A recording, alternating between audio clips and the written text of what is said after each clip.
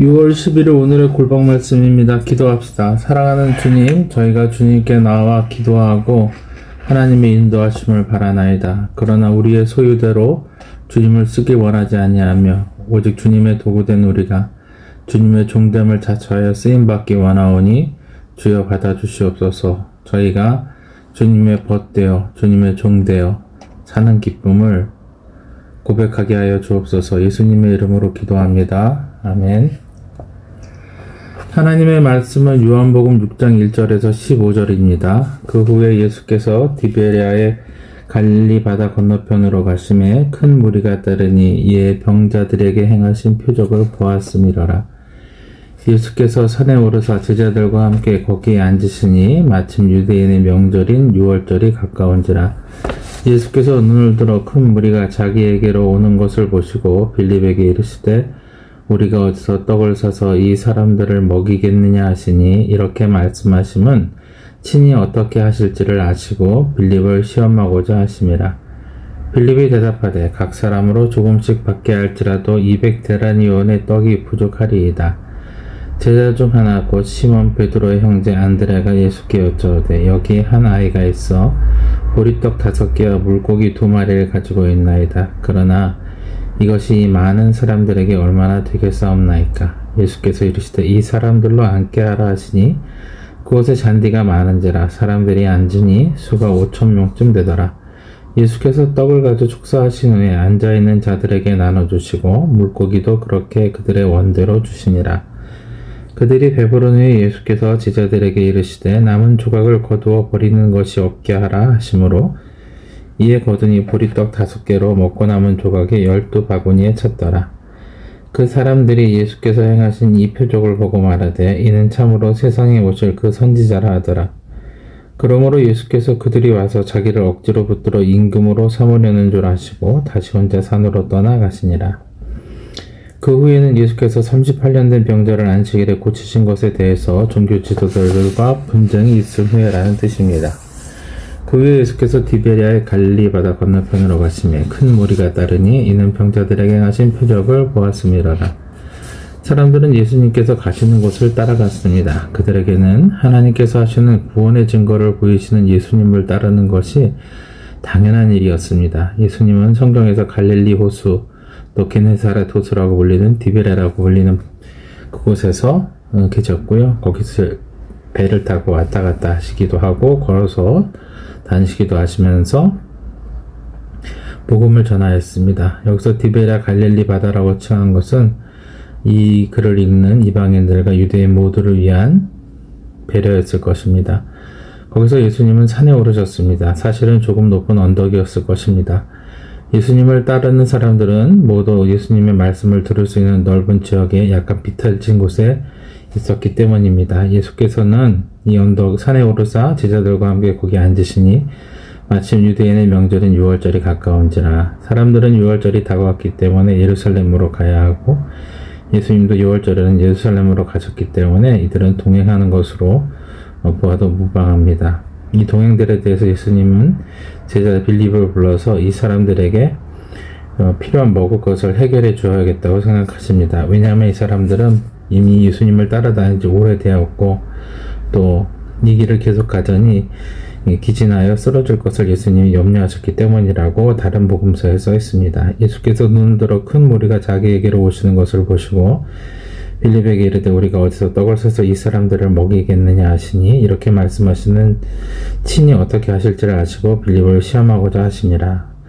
성경에서 빌립은 매우 합리적인 사람으로 묘사됩니다. 그는 믿음이 있지만 매우 상식적이고 예수님이 기적과 이사를 많이 보셨음에도 그 가르침에 더욱 전념할 수 있는 제자였죠.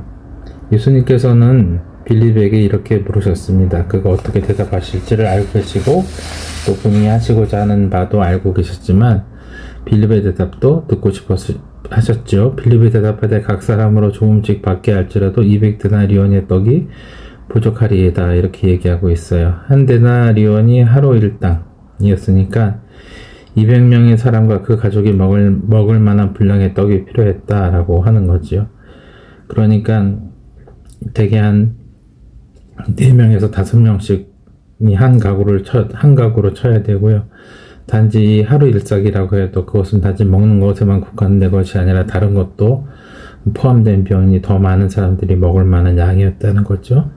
그것도 상황이 떡을 구한다고 해도 물리적으로 그 많은 양을 한꺼번에 구할 수 있는 가게가 있어야 되고, 또 이것들을 조금씩밖에 나누어줄 수 없으리라는 것이 빌립의 이성적인 분명한 분석이었습니다. 그러나 예수님의 제자들은 모두가 이런 생각을 한 것만은 아니었습니다. 언제나 예수님에게 의지하였던 안드레가 나섭니다. 그는 한 아이가 갖고 있었던 음식을 가져옵니다. 제자 중 하나 곧 시몬 베드로의 형제 안드레가 예수께 여짜오되 여기 한 아이가 있어 보리떡 5개와 물고기 2마리를 가지고 있나이다. 그러나 그것이 이 많은 사람에게 얼마나 되겠사옵니까? 늘 주님을 구세주라고 칭했던 그조차 그들이 가지고 있는 것에 조금 회의적인 반응을 보입니다. 이것밖에는 없습니다. 이것으로 어떻게 이 많은 사람들을 먹을 수 있겠습니까? 그들이 어떻게 할 수 있는 일이 아니라는 점은 분명하게 드러났습니다. 빌립을 향한 예수님의 시험은 그 무리를 시험하여 하신 말씀은 아닙니다. 누구나 그렇게 생각할 것이라는 것에 대해서 알려주시는 것입니다. 그러나 예수님께서는 거기 있는 많은 사람들을 먹이기로 작정하셨습니다. 예수께서 이르시되 이 사람들로 앉게 하라 하시니 그곳에 잔디가 많은지라 사람들이 앉으니 수가 5,000명쯤 되었더라. 예수께서 떡을 가지고 축사하시더니 앉아있는 자들에게 나눠주시고 물고기도 그렇게 그들의 원대로 주시니 그들이 배부른 후에 예수께서 제자들에게 이르시되 남은 조각을 거두어 버리는 것이 없게 하라 하시므로 예수님은 거기 5,000명을 먹이신 후에 남은 것을 버리지 못하게 하셨습니다. 마치 광야에서 백성이 족하게 얻은 것처럼 예수님이 그들에게 원하는 대로 주셨습니다.